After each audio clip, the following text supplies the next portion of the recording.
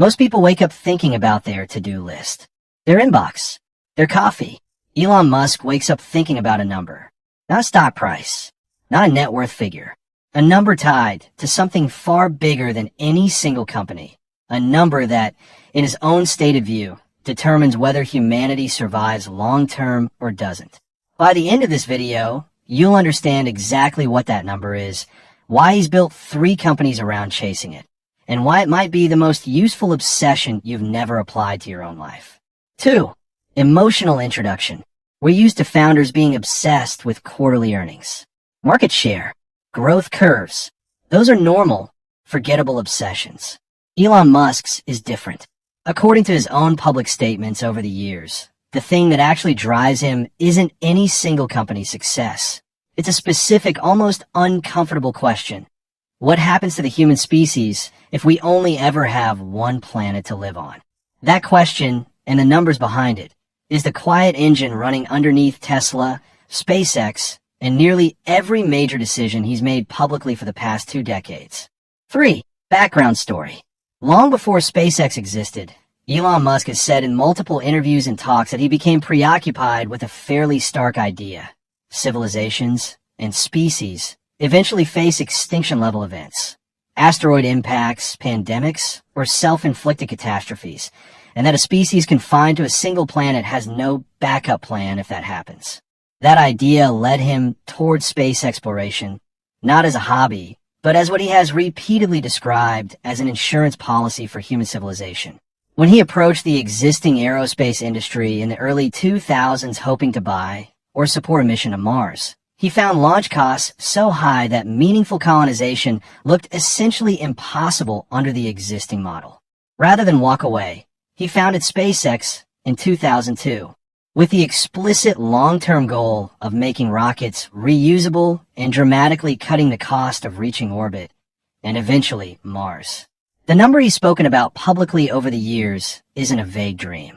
Musk has stated in various talks and interviews a goal of eventually establishing a self-sustaining human settlement on Mars, with population figures in the hundreds of thousands to over 1 million people cited as the threshold he considers necessary for a colony to survive independently of Earth should something catastrophic happen back home. 4. The main conflict. Here's where the obsession runs into brutal physical reality. Getting even a handful of people to Mars safely is staggeringly difficult. Years of transit exposure to radiation, the technical challenge of landing large payloads, the need for self-sustaining life support, and the sheer cost of launching enough mass to build a livable settlement. Getting hundreds of thousands of people there, with enough infrastructure for them to survive independently, is an undertaking without precedent in human history. SpaceX's own path there has been anything but smooth. In its early years, the company suffered 3 consecutive launch failures with its Falcon 1 rocket. Failures that, by Musk's own account, brought the company to the edge of running out of money entirely before a 4th, successful launch in 2008 kept it alive.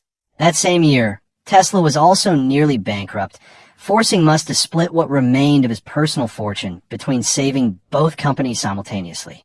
The conflict isn't really, can rockets be built? It's, can one obsession, however clearly defined, survive contact with the actual scale of the problem? Technically, financially, and personally. Most people don't know that SpaceX's foundational mission wasn't originally build the biggest rocket company. It started as a much smaller idea, sending a symbolic greenhouse experiment to Mars intended to reignite public interest in space exploration. When Musk discovered that even that modest mission was effectively unaffordable using existing commercial launch providers.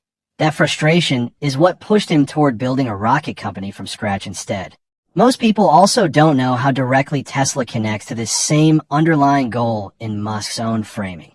He has publicly described Tesla's mission around accelerating the transition to sustainable energy as connected to keeping Earth itself habitable, treating the one planet problem as something worth addressing on both ends, making Earth more resilient, while also building toward a backup elsewhere. And few people realize just how specific the timelines and numbers he cited over the years actually are. repeated public references to needing on the order of 1,000 or more Starship-style flights, and populations well into the hundreds of thousands before Mars settlement could be considered truly self-sustaining. 6. Psychological analysis. Why does a single number, a population threshold on a planet nobody has ever lived on, function as a daily psychological anchor for someone? Researchers who study long-term goal-driven behavior point to something specific. Abstract, distant goals rarely sustain motivation on their own. What sustains obsession, year after year, is a goal specific enough to measure progress against.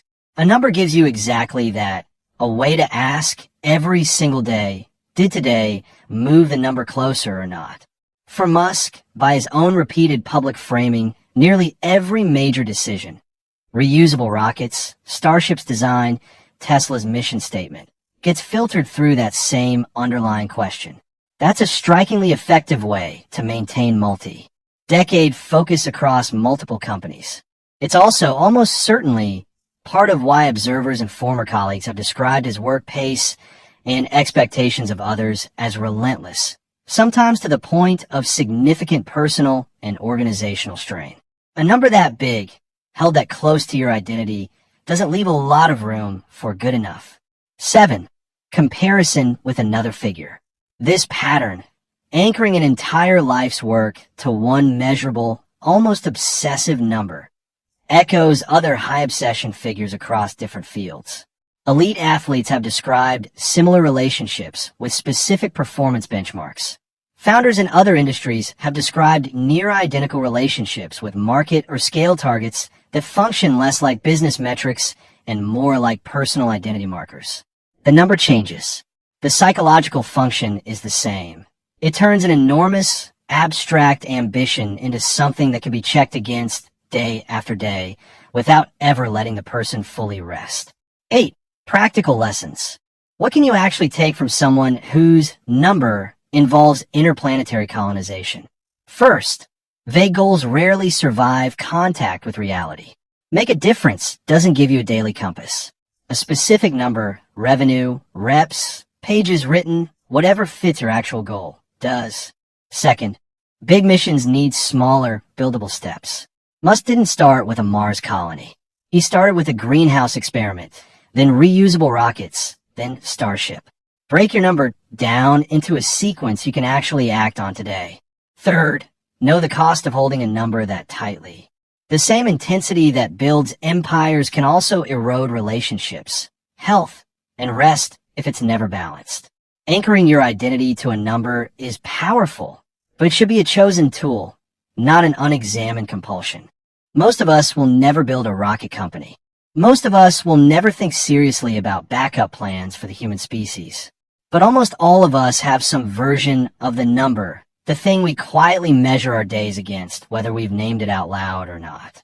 Elon Musk's happens to be extraordinary in scale. The psychological mechanism behind it isn't extraordinary at all. It's available to anyone willing to get specific about what they're actually building toward. The real question this video leaves you with isn't, what's Elon Musk's number? It's simpler. Do you know yours? 10. Call to action. If this changed how you think about long-term obsession and goal setting, subscribe. We're breaking down the real mechanics behind history's most driven minds. Comment below. What's the one number you quietly measure your own progress against? And tell us which mind we should break down next.